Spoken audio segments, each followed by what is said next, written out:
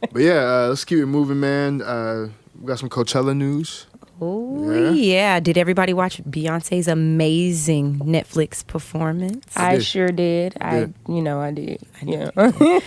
First off, it was beautiful. It was, and I'm not a huge Beyonce fan, but I feel like I can officially say I think I'm a fan of her performances. Now, I've always loved her. I thought she was great, but damn, if there was any way to uplift our Black culture, exactly, she did it. Yeah, she definitely I feel like with that performance, HBCU enrollment should be at a all-time high. Yeah.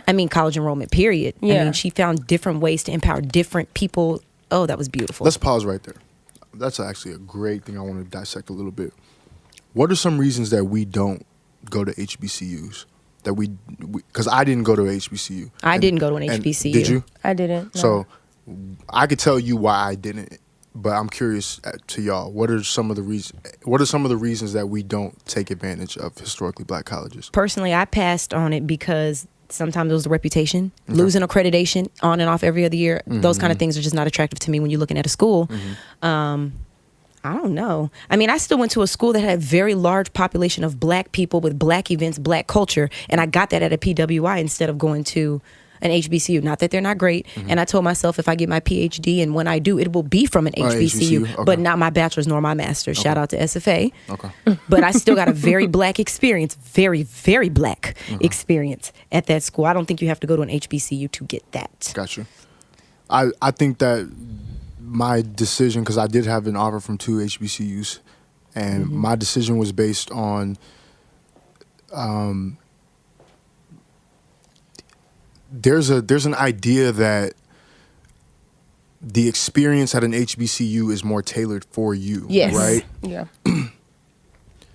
But when I look at expense, there's one of the HBCUs I got offered to go to was more expensive than a PWI. A PWI. Yes. And I was like, okay. And they give minimal scholarships. If you know about my situation, if you're creating an experience that's tailored for me, where is that in the sense of tuition, in the sense of what it costs to do it? I don't know.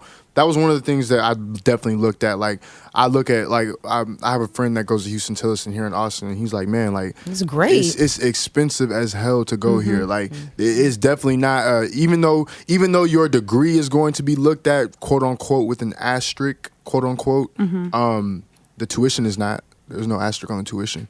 And so that's the thing. Like you said, like accreditation is something that a lot of HBCUs, that not a lot, but I'll say some HBCUs have an issue with that. Yeah. And in my mind, that's an asterisk. Yeah. When you get that degree and they look and they see that school had issues, can't even keep accreditation. Can't keep accreditation. It means my degree meant that's nothing. an asterisk on your degree. You know what I'm saying? So, but I definitely think that like stuff like this, like cultural things like this, definitely put it in a positive light. True. You know? I think that HBCU should educate people about other things they have to offer other than the Black culture and experience. That's great. I'm already Black, but I don't need an extra check mark for being an African American female. Not that they don't have a lot to offer in that whole. I just think that when they are, when you go to college fairs and stuff, the best thing they tell you is what you already know. Sorority, fraternity, Black experience, Black events. Right. And that's great. But what else can you do for me? Right. What can I do with this degree when I leave your school? How else will you help me? I was blessed to go to a school where I had internships and opportunities and experiences where I was able to make relationships with people to have a career when I left.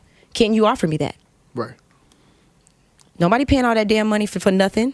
I know one of the things, one of my cousins, he's in Greek life, he's in a fraternity, and he told me that the reason he joined was for the opportunity that lies afterwards. It really is a brotherhood of guys who are out there in the real world, and they're ready to receive you and put you in position. I'm down for something like that. I agree, but they offer that at PWIs and other organizations. Absolutely. Not just Greek life. Absolutely.